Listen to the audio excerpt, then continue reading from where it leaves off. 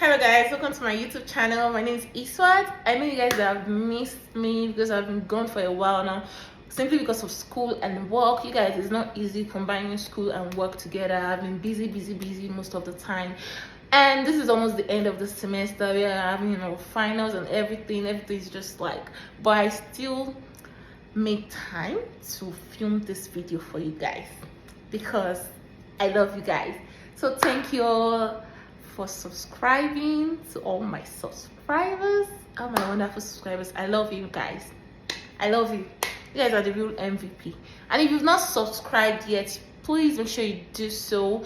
Please subscribe, comment, and like this video. Without further ado, let me jump straight into this video. In today's video, I'm going to be sharing with you some wonderful news IRCC just released. So the news is that international students can now work more than 20 hours in a week. You guys know this rule was not for everyone before. It was just for those that applied for their visa October 2023 last year. But if you applied after that date, you could not work for more than 40 hours. But now the rules have changed that you can now work for more than 20 hours in a week if you applied for your visa December 7th. That's a great news. That's a very wonderful news. I'm so happy. And not so good news is that Canada has now increased proof of funds. Yes, formerly the proof of funds used to be 10,000 Canadian dollars. You need to show that in your account that this is the cost of living you have with you throughout in 1 year of your duration of study. So now it's now 20,635 Canadian dollars, which is like a lot of money, simply because the cost of living has gone up. The living cost is just getting high and high every day. Now, without further ado, I'm just going to jump straight into this video. I'm going to be sharing with you the easiest university to gain admission to in Canada. I'm going to start with the number one, which is the University of Lethbridge. University of Lethbridge has an acceptance rate of 93%. So you guys, if you want to quickly gain admission into Canada and you're looking for a university in Canada to gain admission, you guys should try the University of Lethbridge. It's my number one. It's number one of my list because I know a lot of people who go there, and it's a very good university. It's in the city of Lethbridge. And Lethbridge City is in Alberta, which has a very affordable cost of living. It's a very good university, and you'll be sure that you gain admission into the school. The tuition fee for this school is 21,000. It's about 21,000 Canadian dollars per year. So the number two on my list is Lakehead University, which has an acceptance rate of 83%. This university is in Alberta, and it has a tuition of about 20 to 21,000 Canadian dollars per year. Pardon me if I'm looking down at my book because I wrote everything down so I don't forget. Number three on my list is University of New Brunswick. University of New Brunswick has an acceptance rate of 75%. Yeah, it's very high. And its tuition fee is about 17,000 to 24,000 Canadian dollars in a year. The next university on my list is Mount Allison University, which has about 70 to 80%.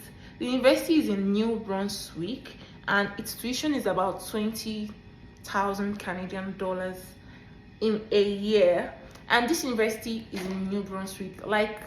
New Brunswick is a very good province in Canada because of the low cost of living and the low cost of rent. Everything is just really affordable, and the tax is not so high, just like in Alberta.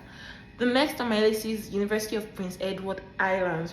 This university has an acceptance rate of 70%, which would guarantee you admission to that university if you don't want stories that church.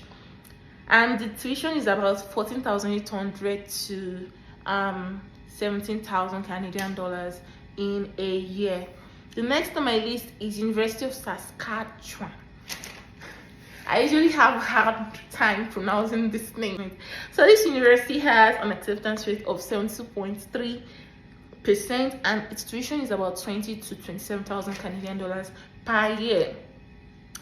Then the next on my list is Thompson River University, which is about 82% acceptance rate, and the tuition is about 20,000 Canadian dollars in a year. This university is in British Columbia, and British Columbia is type of like the most expensive province in Canada here. So like it's your choice, but they have a very high acceptance rate. Next on my list is University of Winnipeg, which is about 18,000 Canadian dollars in a year, and the tuition fee is about 75. The acceptance rate is about 75%. Guys, you guys should not sleep on these universities I'm mentioning. The next one is University of Windsor in Ontario. This university has about 60 to 70% acceptance rate, so your admission is guaranteed. Then the last university on my list is Dalhousie University, which is about 75% acceptance rate, and the tuition fee is about 22 to 25,000 Canadian dollars in a year. Yeah, so guys, this is the list of the 10 easiest Canadian universities to gain admission into. So I'm just going to be mentioning some requirements you need to have when applying to this university. Firstly, when you want to apply to any Canadian university at all, just make sure you have a domiciliary account if you're in Nigeria, or a dollar account, and you have the card, so you can be able to pay your application fee yourself. And the next thing I would say is make sure you get your official transcripts ready. Make sure you have a scanned copy of your passport. Firstly, you're trying to come abroad, you should have your international passports readily available. The next is resume or CV. For some master's students or for some universities, they might actually request you have this.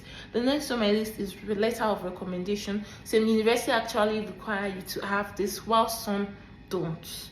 The next on my list is English language proficiency. If you are from Nigeria, most universities in Canada already know Nigeria is an English speaking country, and they don't normally require Nigerian students to have their IELTS score, but some universities will require you to do so. The next on my list is statement of purpose for Canada. Some universities actually request that. Next on my list is 2 reference letters. Some universities actually require that you have reference letters. Next on my list is translation of degree certificates. So university would require that you translate your degree in English if you are not from an English speaking country, or if your degree is not written in English. So these universities will actually require you that you transfer this degree into English. So guys, thank you for coming this far. Thank you for following me to the end of this video.